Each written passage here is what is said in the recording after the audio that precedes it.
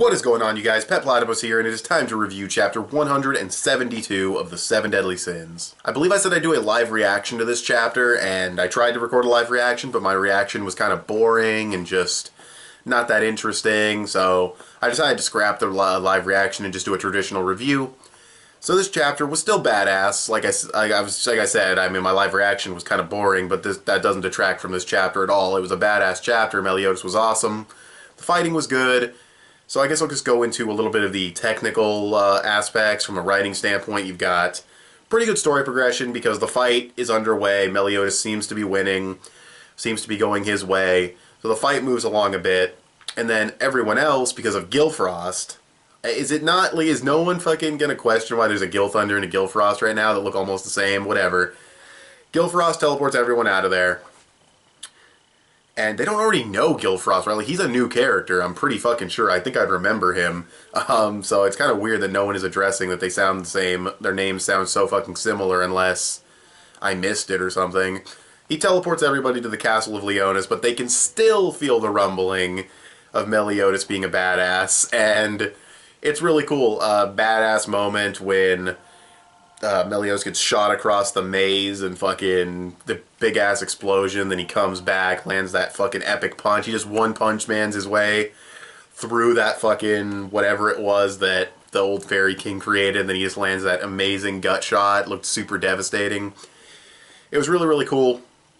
Point I was getting at, though, is that all of them teleporting out of there was good story progression, because they're now in a different location, and Meliodas can go all out, and the climax of this arc can really, like, ramp up.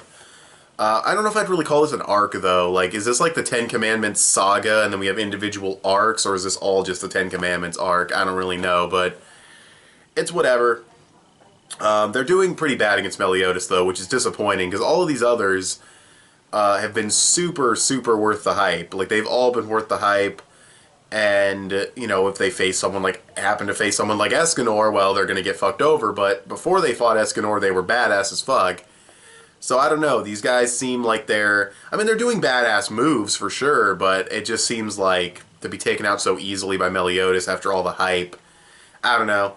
It's okay, though. I don't think they're down and out yet. I mean, one of the characters said that Meliodas was taking these guys out with ease, but I don't know, they didn't look like they were defeated. I mean, that gut shot was devastating, and he did cut Delore pretty clean right here, but I don't think it's over. But we'll just have to wait and see. Also, seeing the 7 Deadly Sins talk about how, well, not the 7 Deadly Sins, but like specifically Bond talking about how, and he is a member, basically saying like, these guys are way too strong, we would just be target practice, we gotta leave it to Meliodas. What's going to happen when all 7 of these guys are reunited? I mean, it's going to be cool, but like, when all 7 are on screen together, I mean, what are they going to do exactly? Like, what is going to happen? Because all of the fucking, there's no way the rest of the commandments are any weaker than what we're looking at right now. In fact, we're probably going to get to like the really strong ones pretty soon. So I don't see how having all of the sins together matters much when none of them, except for Meliodas and Escanor, can do any damage to these guys. And I really hope they don't get some bullshit power-up, but we'll just have to wait and see. I mean, the characters did fucking training. They did training, okay? Like, they did train. You don't do training. You don't waste, like, 5 chapters on training and not have that amount to anything. So, hopefully, something comes of these other characters, but yeah, and I know obviously they're too weak. The training definitely wasn't enough, but I feel like the training was a total waste of time in that case. But, like, it could have just been time skipped for, like, whatever, like a couple-week time skip the training. But, and I feel like that did happen, but we saw some of the training, too. So, I don't know. I'm kind of rambling, but there's not really much to say about this chapter. The story progression was decent for what it was. The art was good all around. I could tell what was happening in all the panels.